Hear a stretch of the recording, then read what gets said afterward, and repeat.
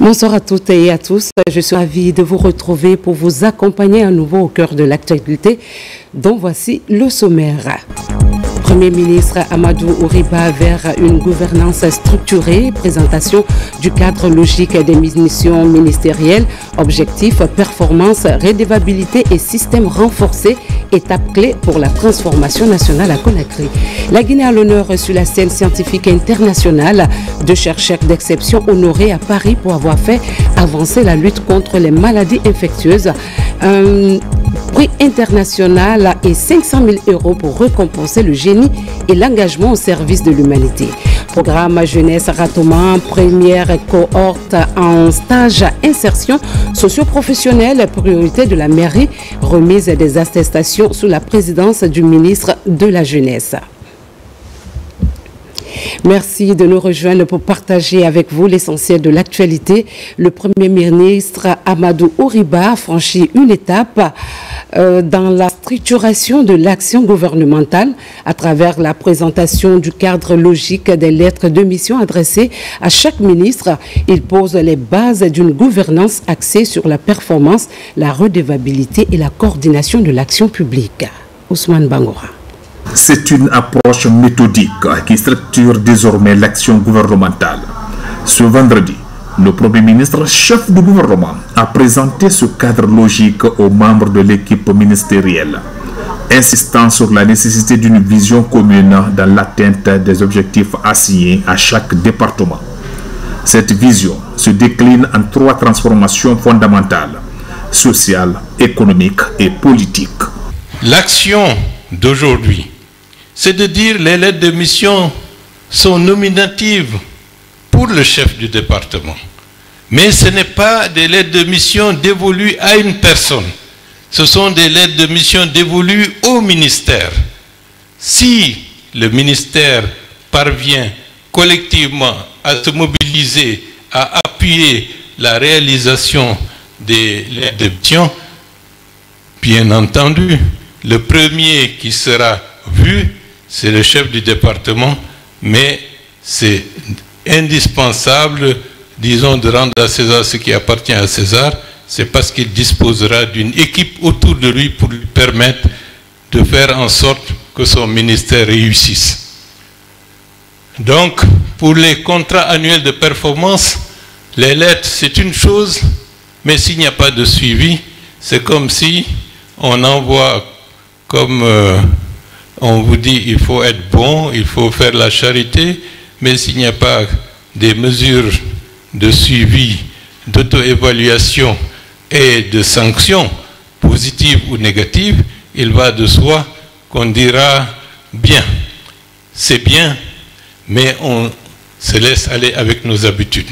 L'année 2025 marquera une étape cruciale: la clôture du plan de référence intérimaire et le démarrage du programme Simandou 2040. Une matrice stratégique alignée à la vision Guinée 2040 du président de la République, le général d'armée Mamadi Doumbouya. Messieurs les secrétaires généraux, messieurs et madame les chefs de cabinet, mesdames et messieurs les directeurs généraux des bureaux de stratégie, les responsables des inspections et bien entendu les conseillers à travers les conseillers principaux. C'est-à-dire c'est cet écosystème autour du ministre qui doit contribuer à faire en sorte qu'il y ait une réussite pour le ministère de l'atteinte des objectifs qui leur sont assignés. Sans cela, on perdrait du temps et on serait inefficace. Par cette dynamique de planification et de suivi, le Premier ministre entend imprimer une nouvelle cadence à l'action gouvernementale. Un cap est désormais fixé: la performance au service des citoyens et la mise en œuvre rigoureuse de la vision Guinée 2040. La joie est palpable à Mamou. Les opérations d'enrôlement et de délivrance des passeports biométriques y ont été officiellement lancées. Désormais, les habitants de Mamou, d'Alaba et Pita n'ont plus besoin de se déplacer vers la capitale pour obtenir le précieux sésame. Tout se passe sur place en toute sécurité. Une avancée majeure qui met fin à de longues années de difficultés pour les populations de l'intérieur du pays. Alphaïs Agaba, Souleymane Kondé. À Mamou, la ville Carrefour, la population se frotte les mains. Les opérations d'enrôlement et de délivrance des passeports biométriques ont commencé de manière rapide et sécurisée. Le lancement officiel a déjà eu lieu et plusieurs citoyens ont pu s'enrôler sur place. Ils devront patienter environ un mois pour recevoir leur passeport biométrique. Aujourd'hui, c'est une grande fierté pour moi de prendre un passeport ici à Mamou. C'est là, sous le leadership du général Mamadi Doumbouya. Les habitants de la région administrative de Mamou n'auront plus à parcourir de longues distances, souvent dans les conditions difficiles, pour obtenir un document aussi essentiel qu'est le passeport. En effet, la mise en place de ce centre régional d'enrôlement illustre concrètement la politique de décentralisation engagée par le CNRD depuis le 5 septembre 2021. Toutes les dispositions nécessaires ont été prises pour la réussite du projet. Le ministre Bachir Diallo a d'ailleurs mis en garde tout agent qui tenterait de faire payer les citoyens au-delà du tarif officiel. Si vous venez ici, quelqu'un vous dit « je vais vous aider assez rapidement pour avoir accès à votre passeport, donnez-moi tel montant ». Si vous le donnez, vous êtes responsable. Voilà, vous ne devez pas. Et vous avez un numéro vert au ministère de la Sécurité, c'est le 110. Le 110. Vous appelez. Vous ne pouvez pas aller chez le gouverneur. Voyez le DRP, voyez le président de la délégation spéciale. Vous devez aider à lutter contre cela, tout comme nous, en tant qu'administrateurs, nous devons aider à lutter contre cela. Les opérations d'enrôlement et de délivrance des passeports biométriques s'effectuent au sein de la direction régionale de la police et du commissariat central de Mamou. Prochaine étape, les régions de Kindia, Bouké, Labé, Farana. Clap de fin à Genève pour la 113e session de la conférence internationale du travail. Avant de quitter la Suisse, le ministre guinéen du Travail et de la fonction publique a préparé au forum annuel de la Coalition mondiale pour la justice sociale organisé par l'OIT. Faya François Bourneau a également été reçu par les départements en charge des migrations, de la statistique ainsi qu'au Centre international de formation de Turin, des rencontres stratégiques qui renforcent les liens entre la Guinée et l'Organisation internationale du travail. Mamadi Terna Kamisogo, de retour de Genève. Au Palais des Nations de Genève, les pays membres de la Coalition mondiale pour la justice sociale se réunissent à l'occasion de leur forum annuel. Cet espace placé sous l'égide de l'Organisation internationale du travail constitue une tribune de plaidoyer en faveur de la réduction des inégalités sociales dans le monde du travail. La Guinée, qui vient tout juste de rejoindre cette initiative, voit en la coalition mondiale un partenaire stratégique pour accompagner ses efforts. Après une participation remarquée à cette importante rencontre, le ministre du Travail et de la fonction publique, Faya François Bourneau, a été reçu par le département de migration de l'OIT. Donc nous avons eu une réunion très intéressante autour des problématiques de la migration en Guinée, qui est à la fois un pays d'origine mais aussi un pays de destination des migrations. Nous avons discuté des différents secteurs dans lesquels ces travailleurs migrants sont et nous avons eu des échanges très intéressants et très cordiaux. Vous savez aujourd'hui que les enjeux ont évolué.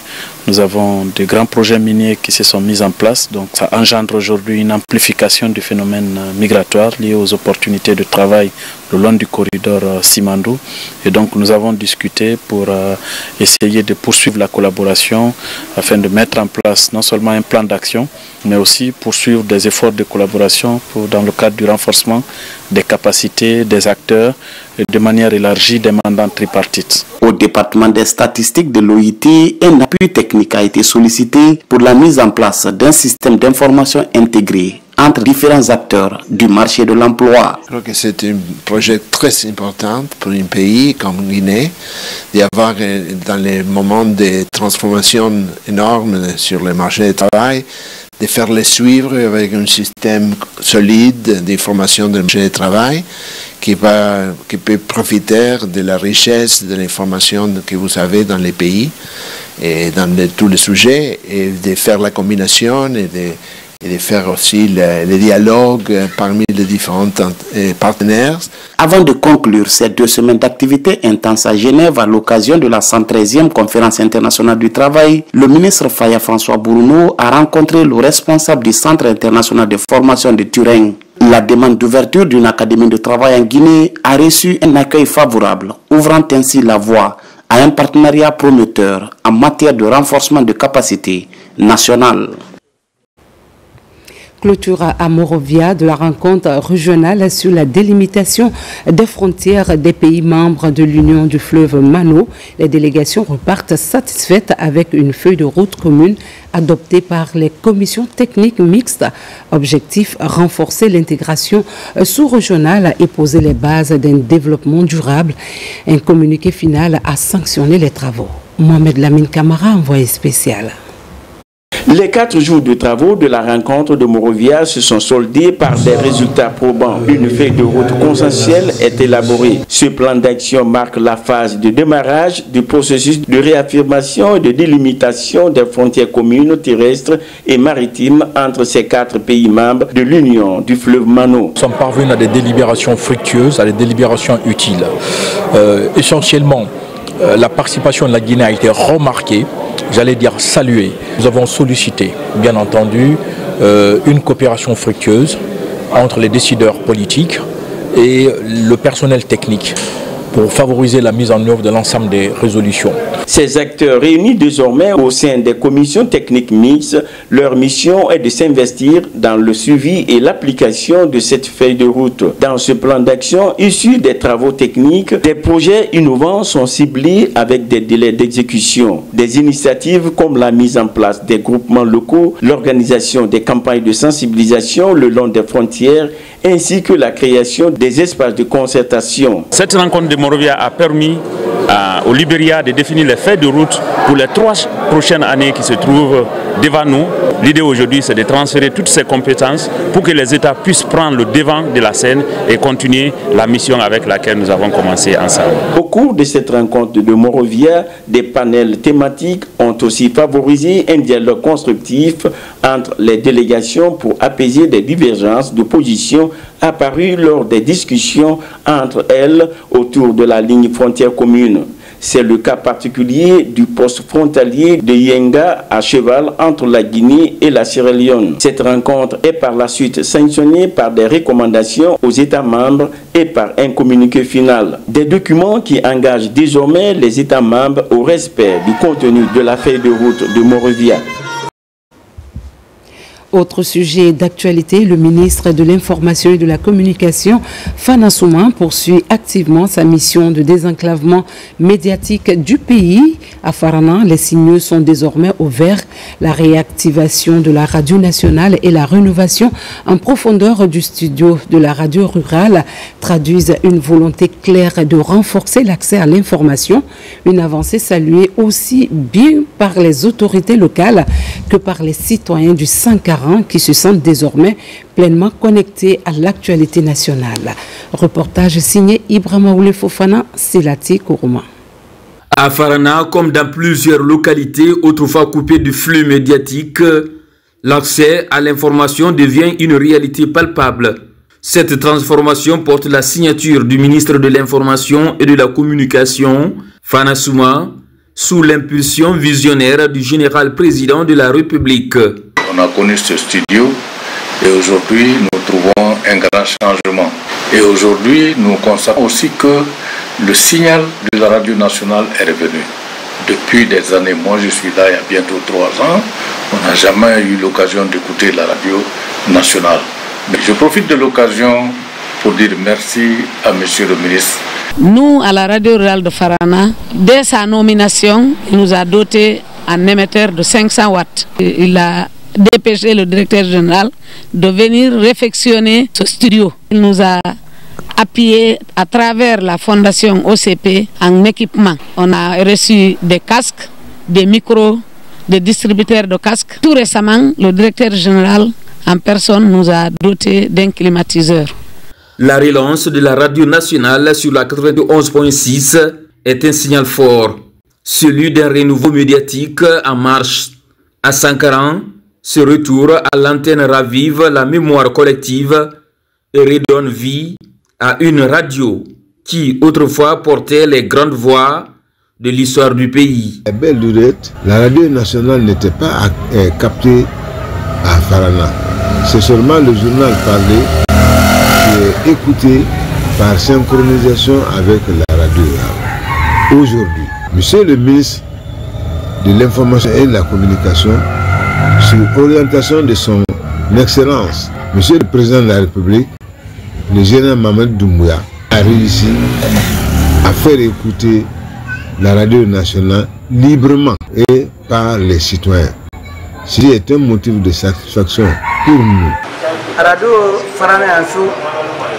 Il y a des radios à Farana ici, mais si nous avons accès à la radio de l'État, cela n'est qu'un ouf de soulagement, car désormais, aucune information nationale nous échappe. L'un des freins majeurs à l'accès à l'information, c'était l'abandon des sites de diffusion. Aujourd'hui, le ministre Fana Souma entend inverser la tendance. Dans les semaines, jours à venir, on aura la possibilité de doter le site de diffusion et le siège régional de la RTG, aussi la radio rurale, en système solaire autonome. Pour le préfet de la localité, les efforts du ministre de l'Information ne sont pas seulement visibles, ils sont palpables. Un soutien déterminant qui renforce la redevabilité de l'administration publique et rapproche les citoyens de l'action gouvernementale. En visite dans la zone spéciale de Boké, le ministre des Transports et porte-parole du gouvernement, Ousmane Gawal Diallo, s'est rendu auprès de plusieurs sociétés minières publiques. Accompagné de ses cadres, il est allé s'informer sur leur fonctionnement et rappeler l'importance du respect strict des cahiers de charges conformément aux orientations du gouvernement. Reportage Abraham Christophe Conté, Mohamed Aïcha Silla. Après la première étape de cette mission de terrain dans les zones minières, le ministre des Transports arrive sur le site de Kobad, une société minière évoluant dans le village de Dougoula, sous-préfecture de Kamsar. De là, la délégation s'est rendue dans les installations de Winning Consortium, centre d'opération de Boké, à côté Achapura ou encore Dynamic Mining. La mission a touché du doigt le fonctionnement de ces différentes sociétés minières d'exploitation. Il faut que le ministère puisse offrir avec les autres secteurs concernés une politique d'implantation, une politique de développement de transport qui réponde aux besoins et aux préoccupations actuelles, mais qui anticipe sur les besoins futurs du pays. Cela nous oblige à venir sur le terrain, à voir de visu ce qui existe, et aussi de créer un couloir de dialogue avec les acteurs qui exploitent ces minerais qui ont concédé des investissements importants. Cette tournée implique tous les collaborateurs qui interviennent individuellement dans le secteur maritime et ferroviaire.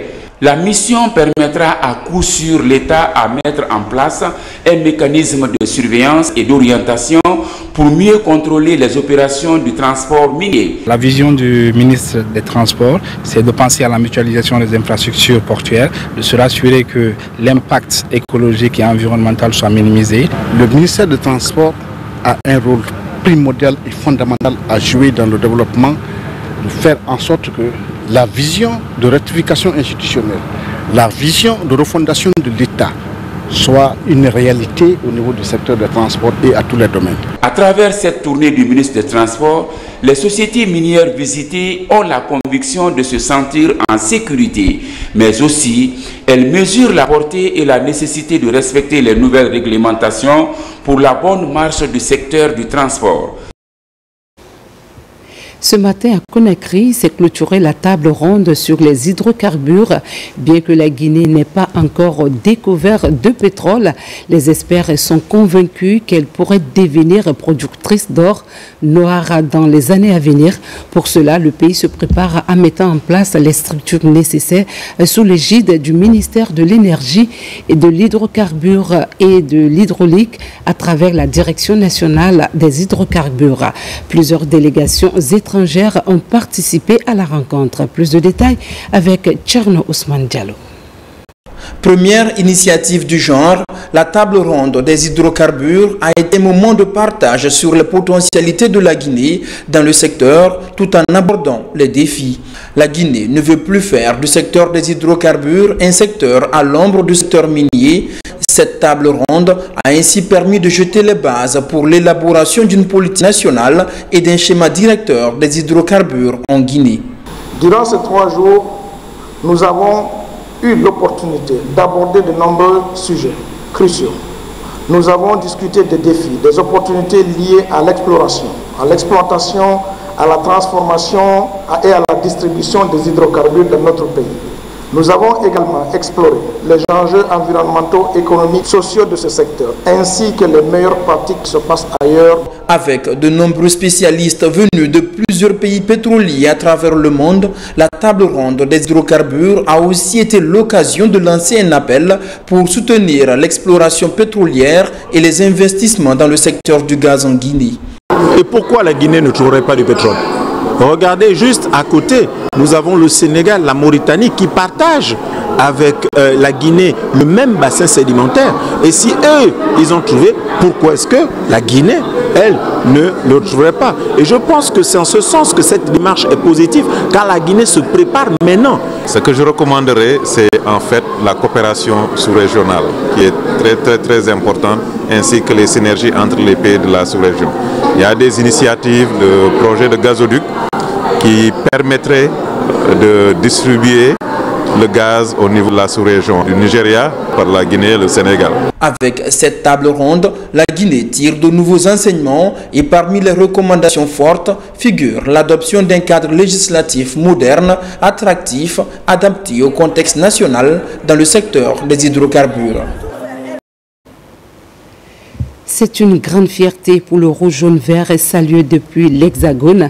La Guinée brille à l'international à travers 2 de ses fils, le professeur Abdoulaye Touré et le professeur Alpha Kabine Keïta, distingués par l'Institut des sciences de Paris.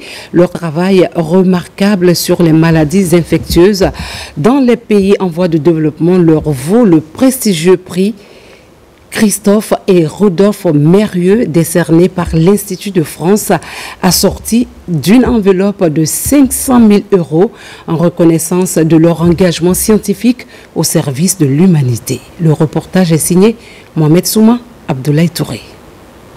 Le monde scientifique guinéen à l'honneur à Paris. Professeur Abdoulaye Touré et professeur Alpha Kabine Keïta reçoivent le prix de la Fondation Christophe et Rodolphe Mérieux de l'Institut de France pour leurs recherches scientifiques sur les maladies infectieuses dans les pays en voie de développement. Une fierté pour le rouge jaune vert. Un appel à plus d'engagement, un appel à continuer à performer dans ce que nous faisons, à continuer à soutenir la formation des jeunes, à développer des activités de recherche pour répondre aux problématiques de santé qui se posent à la population guinéenne. La recherche est une voie de réussite. On peut réussir en faisant la recherche, on peut gagner en notoriété, on peut également s'épanouir. Et nous invitons également nos autorités à mettre la recherche au cœur du développement. Ces 2 scientifiques, tous membres du Centre de recherche et de formation en infectiologie de Guinée, vont bénéficier de 500 000 € pour leur contribution à la recherche sur Ebola et d'autres pathologies émergentes dans les pays du tiers-monde. Nous sommes très contents de savoir que la recherche en Guinée avance, parce que c'est des chercheurs qui ont en fait créé un centre de recherche, à savoir le CERFIG, à la suite de l'épidémie Ebola. Et aujourd'hui, nous voyons que leurs efforts sont récompensés à travers ce prix. C'était une occasion de fierté pour voir notre jeunesse mise en exergue dans le domaine scientifique. En général, nous excellons dans le domaine de la culture via la musique. mais que maintenant, via la science, on essaie également de montrer au monde que réellement la Guinée a du potentiel. Ces deux Guinéens dirigent une équipe multidisciplinaire de plus de 80 membres et ont lancé une trentaine de projets internationaux sur les réservoirs viraux et les aspects cliniques et socio-anthropologiques des maladies qu'ils entraînent. Bravo à ces ambassadeurs de la science guinéenne.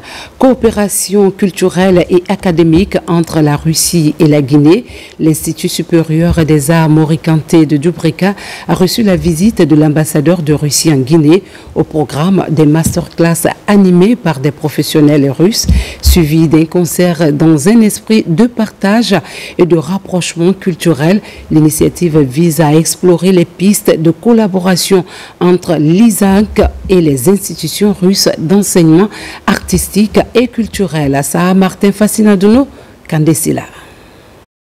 21 ans après sa création, l'Institut supérieur des arts Mori Kanté de Dubrika se montre comme un creuset de promotion des arts et de la culture. Ce week-end, l'ambassadeur de la Fédération de la Russie a visité ce temple de savoir. Après son échange avec les responsables, Alexis Popov a été convié à une visite guidée des espaces d'exposition mettant en lumière des œuvres plastiques contemporaines réalisées par les étudiants. Nous avons, grâce à l'accompagnement de M. l'ambassadeur, reçu une invitation en Russie où nous avons signé un partenariat avec l'Université russe d'art et de métiers traditionnels. Cette convention entre en activité dès la reprise de l'année universitaire. Nous avons aussi, grâce à leur accompagnement, reçu l'échange avec la maison de la Fédération russe en Guinée qui est basée à Lambagne. Par rapport à l'accompagnement, nous souhaiterions que M. l'ambassadeur facilite l'octroi des bourses universitaires, aussi bien pour les étudiants que pour les enseignants. C'est mon première visite ici à l'Institut de Beaux-Arts, à Dubrika. Nous avons des bonnes relations, on peut dire historiques avec cet institut, car il y a des professeurs russophones qui travaillent ici. Pensons où on peut organiser un concert de musique classique avec des artistes russes, nous avons pensé au sujet de cet institut. Des séances de masterclass sont organisées avec les étudiants de l'ISAMC. Ces échanges, animés par des professionnels russes du corps diplomatique et par des enseignants-chercheurs de l'Institut, ont porté sur l'art comme vecteur de diplomatie et de dialogue interculturel, l'histoire de l'art russe et ses grandes écoles et les opportunités de bourse et de formation artistique en Russie. Je me sens émerveillée parce que j'ai pu rester à sa présence. Ça, c'est déjà un atout pour moi. Aujourd'hui, on a eu une masterclass avec les enseignants de la Russie. L'enseignement était sur les vocalistes et puis sur les instruments de la musique, au fait, le piano. Nous serons le centre pilote de l'apprentissage de la langue russe à travers la nation. Apprendre aujourd'hui la langue russe est une fierté. Je crois que la musique est un métier transversal et universel. Une journée culturelle couronnée par des prestations des étudiants qui a permis à l'ambassadeur de Russie en Guinée de constater la richesse de la créativité guinéenne et russe, ainsi que l'investissement intellectuel et technique des jeunes artistes formés à l'ISAMC de Dubrika. Ratement, l'insertion des jeunes dans le monde professionnel prend forme. Le stage de la première cohorte initiée par la mairie vient de s'achever. Une cérémonie de remise d'attestation présidée par le ministre de la Jeunesse est venue saluer cette dynamique. Le point avec Moussa Bangora. Avec le slogan « Célébrons ensemble ceux qui font avancer la collectivité », la première cohorte du programme Bénévolat Jeunesse de Ratoma vient de boucler un stage pratique de 3 mois dans les entreprises et services publics. Ici à la mairie, une cérémonie est organisée pour encourager l'engagement et l'esprit de solidarité de ces jeunes très impliqués dans la réussite des actions citoyennes dans les communautés. On ne peut pas attendre que l'État fasse tout pour nous. Il faut s'engager, il faut être déterminé à servir sa communauté. C'est en servant sa communauté qu'on peut servir son pays. Partenaires techniques, institutions et cadres du ministère de la Jeunesse sont tous mobilisés. L'initiative est de la mairie de Ratoma, une priorité pour faciliter l'insertion socio-professionnelle des jeunes.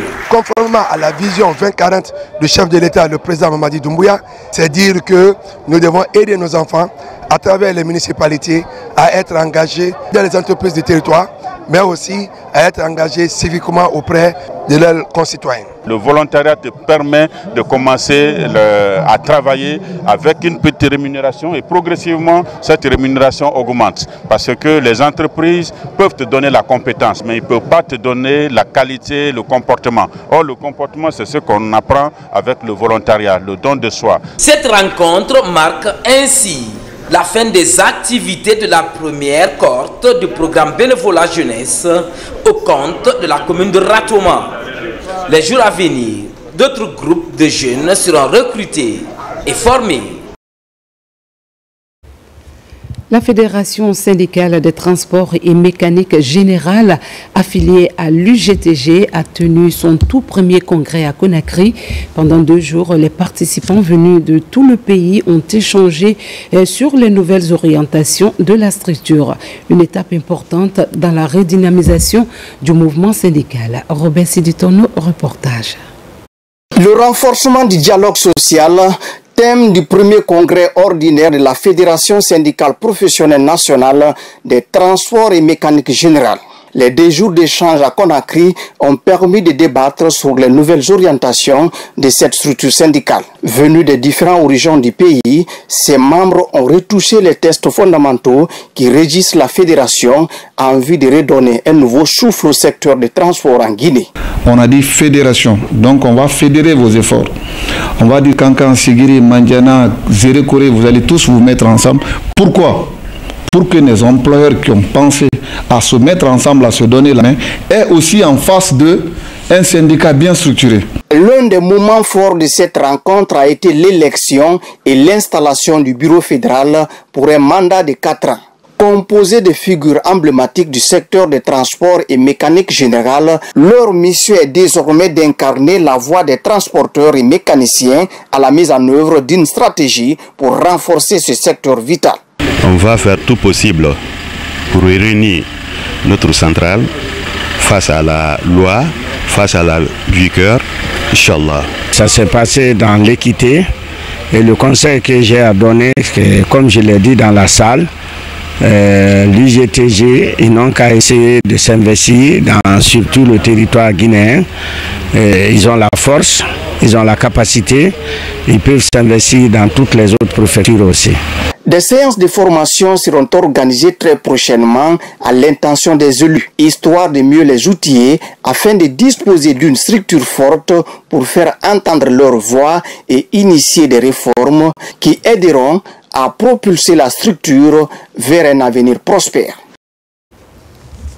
Et puis, mobilisation citoyenne autour du recensement. Les mouvements Guinée émergente et prospère et un pour tous pour un ont organisé une grande manifestation de sensibilisation. Objectif, inciter les populations à participer massivement à ce processus pour la construction d'un état civil fiable. Souleymane Kamara, Fodé Kamara.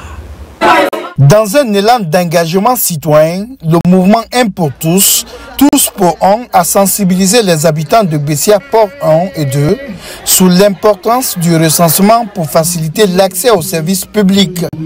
Depuis des mois, ce collectif mène diverses actions sociales en adéquation avec les orientations du président Mamadi Doumbouya pour promouvoir l'harmonie et la solidarité. Des campagnes de sensibilisation dont l'objectif reste le même, renforcer les liens entre les habitants. Les braves femmes de mon quartier, et vous dis merci. Et vraiment, je suis émuse parce que quand je vois de nombreuses femmes là, grâce à ma fille chérie, qui est Linda Soirée, je remercie le bon Dieu, que Dieu l'accompagne. Chaque citoyen recensé est un citoyen reconnu, un citoyen qui compte, un citoyen qui existe aux yeux de l'État et qui peut pleinement jouir de ses droits. Cette opération a été saluée comme un acte de paix et de fraternité, renforçant les liens au sein de la communauté.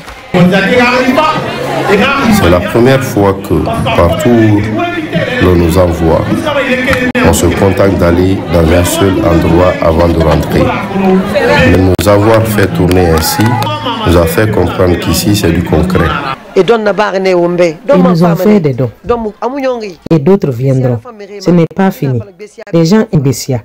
Quand tu dis Bessia, tout le monde vient. Mais si tu dis Bianzé, on te demandera c'est où ça. Les gens te diront, allons encore. Nous aurons ces dons. C'est certain. Le mouvement Guinée émergente et prospère, porté par une jeunesse dynamique, a pris les devants pour accompagner le processus de recensement. À travers des messages de cohésion nationale, les citoyens sont informés sur les mécanismes d'obtention des documents nécessaires. Une initiative qui met en avant la sensibilisation pour plus d'engagement citoyen. C'est le message de la paix, le message de l'équilibre social, le message de la cohésion sociale. Troisième message, c'est le message de suivi des actions positives posées par Mamadi Doumbouya par rapport au développement de notre pays.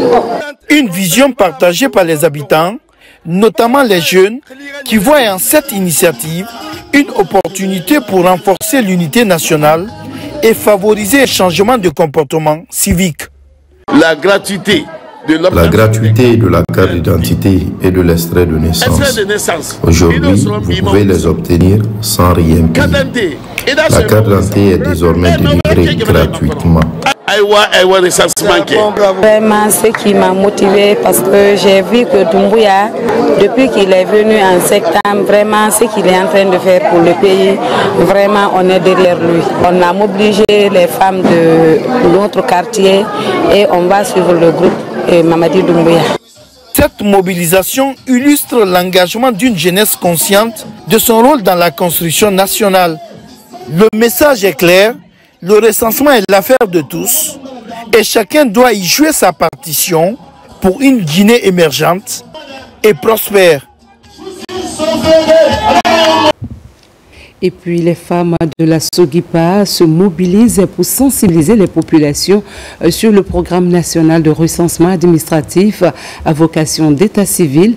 Parallèlement à Massentan, l'Union des orpailleurs mène une campagne pour encourager les citoyens à se faire recenser.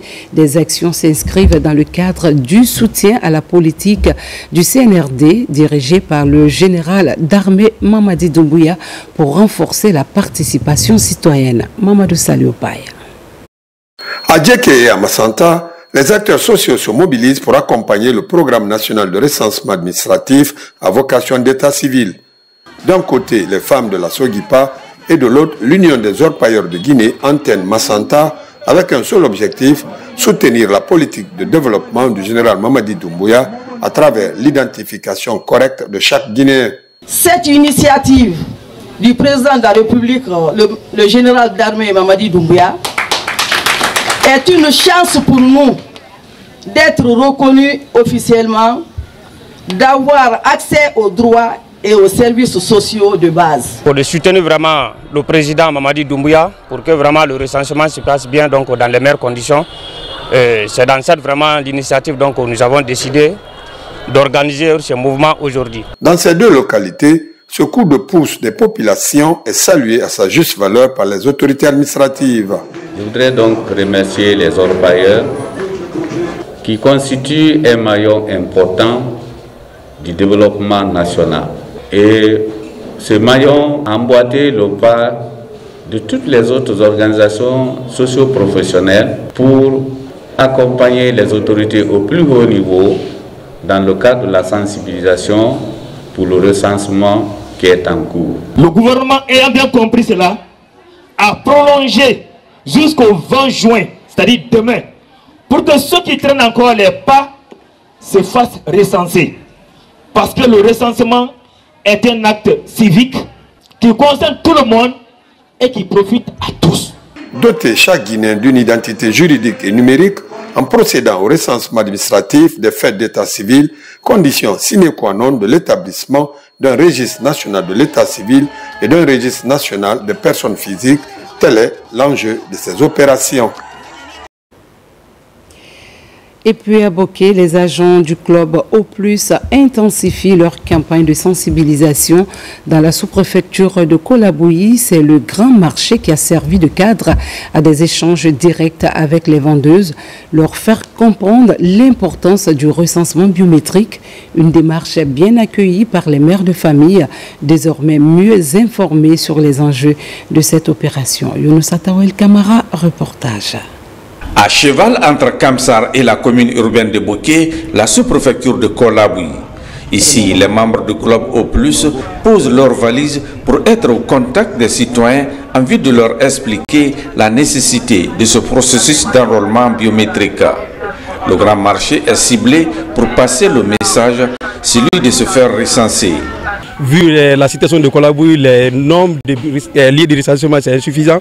Il faut vraiment motiver les gens pour d'accepter le temps qu'il faut faire au niveau des bureaux de vote, le temps qu'il faut prendre et accepter les petites priorités parce que parfois ça fait des confusions. D'autres disent c'est l'argent et pourtant parfois c'est pas l'argent. Ce jour, les agents sensibilisateurs du club O+ ont bravé la pluie qui s'abattait sur Kolabouyi pour mieux accomplir leur mission de mobilisation autour du programme national de recensement à vocation d'état civil. Nous sommes contentes de ce recensement, nous les commerçantes surtout, parce que nous voyageons à tout moment sans aucune pièce d'identité. À travers cette sensibilisation, nous avons bien compris l'importance de ce document. Puisqu'on en parle à Baté Nafadji, la mobilisation sociale s'est traduite par une forte adhésion des populations rythmée par la Mamaya. Les habitants saluent une démarche utile pour mieux planifier le développement sur la base de données fiables. Reportage Marwan Kamara. Alors que le recensement administratif à vocation d'état civil touche à sa fin, la participation des populations de Baté Nafadji au processus demeure la priorité essentielle pour les filles et fils de la localité. Dans ce temps de solidarité, une vaste campagne de sensibilisation est lancée sur la place publique du village. À travers la Mamaya, une séance d'éducation civique est mise en avant pour rappeler l'importance cruciale de cette démarche républicaine. Cette organisation a été initiée pour faire une sensibilisation de la population pour le recensement à la base. Sans quoi le nombre de la population ne sera pas connu et le nombre de votants aussi ne sera pas connu. En saluant les grandes réformes engagées par le chef de l'État, Baté Nafadji s'engage fermement à jouer son rôle afin d'assurer la réussite de l'enrôlement.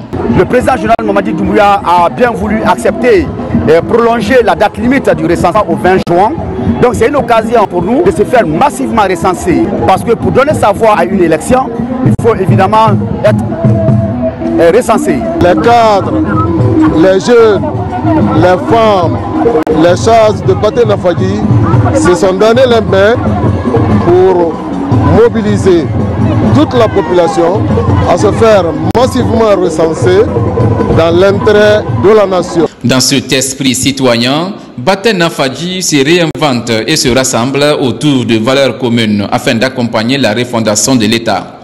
À l'image du programme Simandou 2040, des initiatives de développement en cours dans le pays sont appréciées à travers la culture. Le Mosaic Code, quant à lui, a mis le cap sur le district Biarakouda dans la préfecture de Doura, préfecture de Kouroussa, où les équipes ont échangé avec les populations sur l'importance de cette opération. Kerfala Presse Camara et Mamoudou Silla.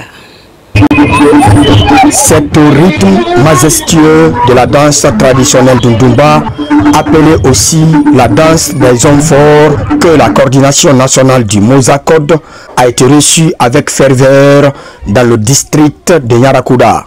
Le message principal de cette visite est clair: sensibiliser les populations au recensement biométrique à vocation d'état civil. Une fois qu'on se recense là, cela va nous aider pour le projet de voyage, de conscience, ça va nous aider de tout. Dans une ambiance conviviale, les habitants ont adhéré à l'idéal d'enrôlement et d'identification dans la base des données administratives du pays. Un message fort qui trouve écho dans les traditions et la culture locale. Exprimer toute ma joie d'avoir reçu aujourd'hui cette mission venue au nom du général Mamadou Doumbouya. Ma population, ça se recenser massivement. Sans le recensement, on n'est pas citoyen, on n'est pas guinéen. Que ce soit l'enfant de 18 ans, de 20 ans, de 30 ans, alors tout le monde doit comprendre la nécessité de l'importance de la sensibilisation pour le recensement. Sous la direction de Raya Diaba Doumbouya, la coordinatrice nationale, le Mozakod se mobilise avec détermination pour se mettre au service du peuple et œuvrer à l'émergence de la nation. Clôture festive du recensement biométrique à Djélibakoro. Dans une ambiance culturelle, les habitants ont célébré la fin des opérations, marquant ainsi leur adhésion massive au processus. Une mobilisation réussie portée par les fils résidents et ressortissants engagés dans la sensibilisation pour le développement local. Djamokaba. À Djélibakoro, dans Kankan, la campagne de sensibilisation pour assurer le bon déroulement du processus de recensement administratif à vocation d'état civil se veut rassurante. À travers une grande manifestation culturelle sur l'esplanade de la Maison des Jeunes, la vision du gouvernement est exposée aux différentes couches sociales pour les inciter à se faire recenser. Le but d'ailleurs de ce mouvement, c'est de venir sensibiliser la population de Djélibakoro afin qu'ils puissent vraiment se recenser, puisque c'est l'emblème du président Mamadi Doumbouya en son honneur. Il sollicite à tous les Guinéens de se recenser. Si vous voyez même la décoration de l'Auguson, vous verrez même la sensibilisation est déjà présentée. Puisque le président, son objectif principal aujourd'hui, c'est le recensement. Au cœur de l'ambiance, Djélibakoro s'engage à jouer son rôle pour accompagner le chef de l'État dans ses initiatives de développement. Ce bel exemple favorise la participation des personnes du troisième âge au processus de recensement. Grâce à la sensibilisation, Djélibakoro est aujourd'hui en tête des communes rurales en matière de taux de personnes recensées. C'est une façon pour nous de soutenir le président de la République. Au-delà de cet engagement en faveur du chef de l'État, Djélibakoro fait face à plusieurs défis, notamment l'achèvement de la grande mosquée en chantier depuis des années. La commune rurale sollicite également auprès des autorités compétentes la construction des infrastructures routières pour relier la localité aux villages voisins. On en vient aux opérations de recensement des Guinéens établis à l'étranger. C'est au tour du Royaume d'Espagne de lancer l'enrôlement de nos compatriotes.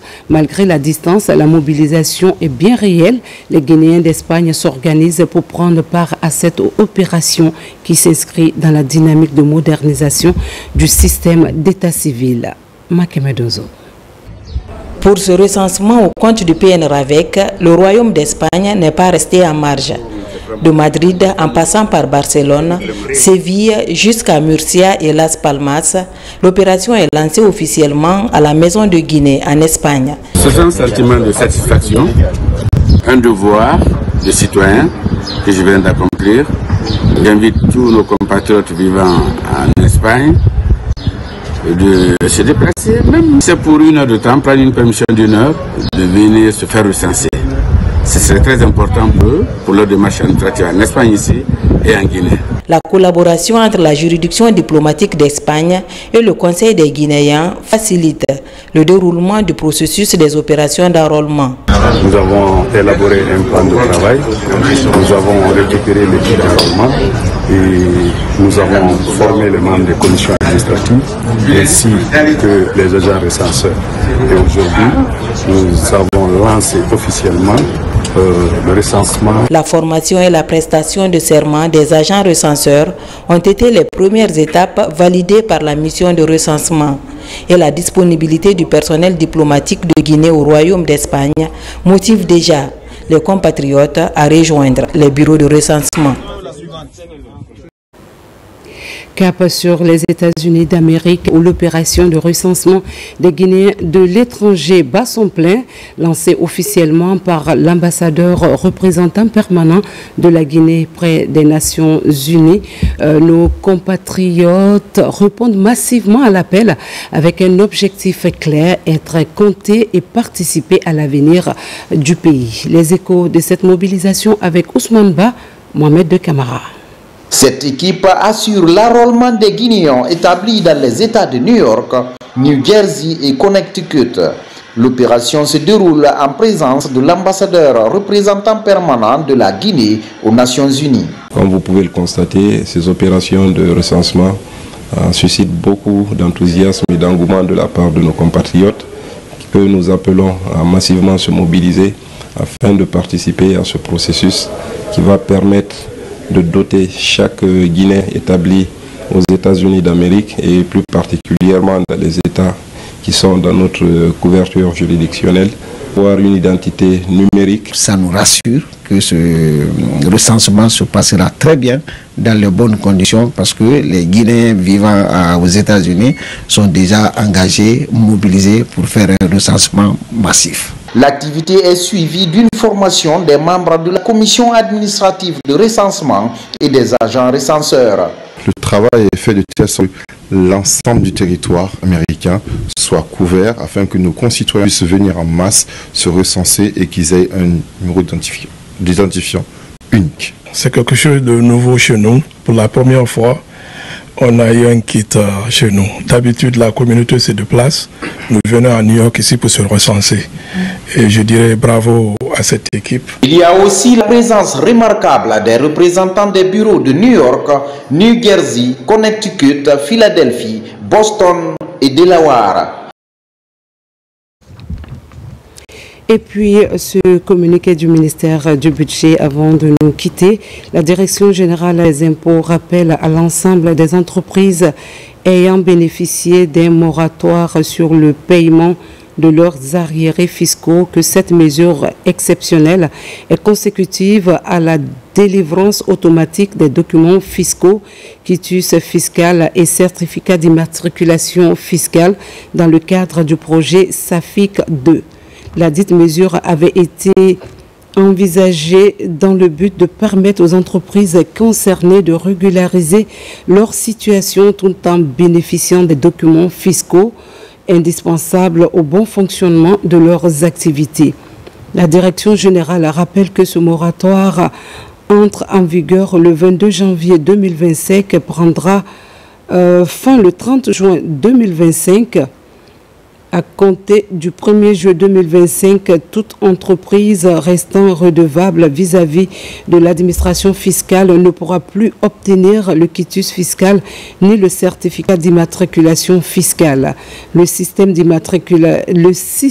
informatique SAFIC 2 e-tax appliquera de manière automatique les règles de gestion prévues conformément au principe d'équité fiscale.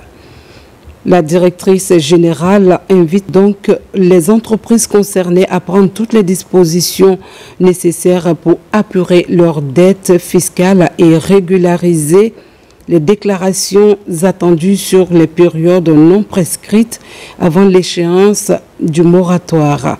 La Direction générale des impôts remercie les contribuables ayant pour leur engagement en faveur du civisme fiscal. Merci de nous avoir suivis. Prenez soin de vous et des vôtres et surtout restez à l'essentiel. Très bonne soirée à toutes et à tous. La Guinée est notre paradis de richesse et d'innovation.